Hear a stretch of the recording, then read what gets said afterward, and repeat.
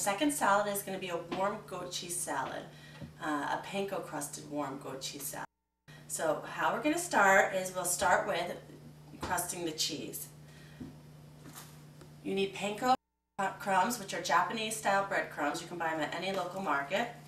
What you're going to do is you're going to pour them out onto a plate.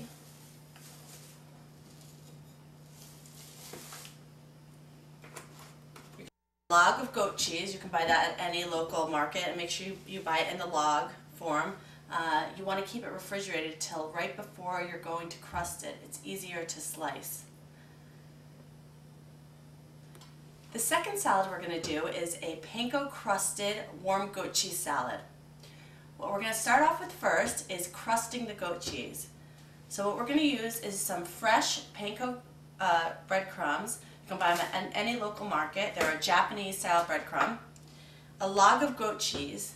What's important is to keep that goat cheese refrigerated until before you're going to crust it, or else it gets too soft.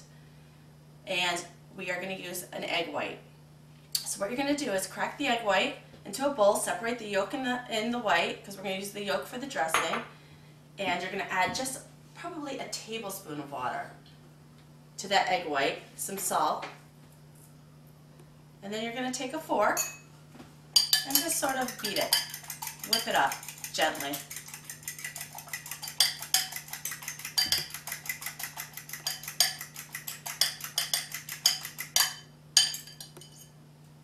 After that's done, you're going to take your goat cheese log and you're going to slice it one piece at a time, about an inch thick.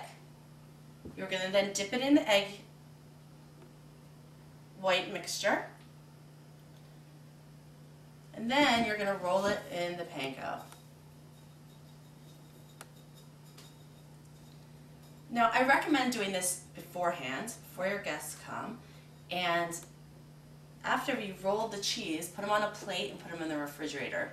They can keep there for a couple hours until you're ready to sear them. So you're just going to, just like that, sort of slide it off the knife, put it in the egg whites, and then roll it in the panko.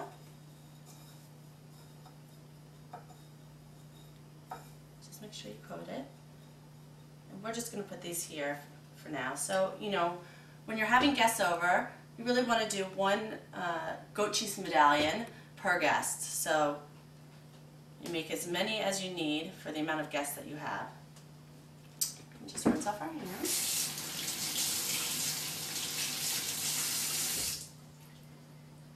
Now the salad I use when making this, I use mixed greens. So just, you can buy that in the supermarket.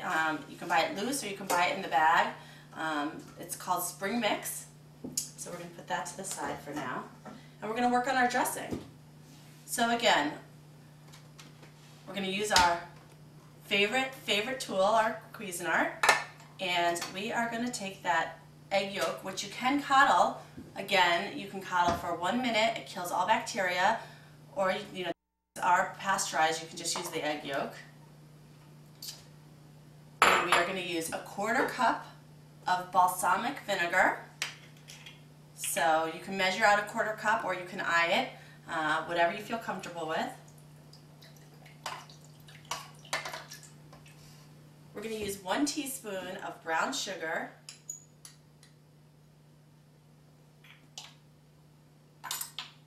some salt,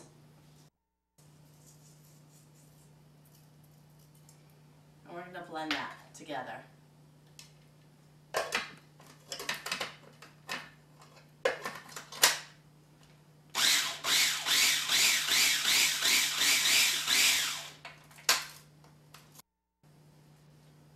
And then we're going to add our oil. The ratio for salad is usually 1 part of the vinegar and the acid, which is the acid, to 2 parts of the oil. I like to make it a little less fattening, so I use a little bit less oil. So it's up to you. Either I'd say a 1/4 cup to a 1/2 cup of oil. You know, I'm going to eyeball it. I'm going to probably use a little bit less than a 1/2 cup. And you'll see as the dressing gets thicker.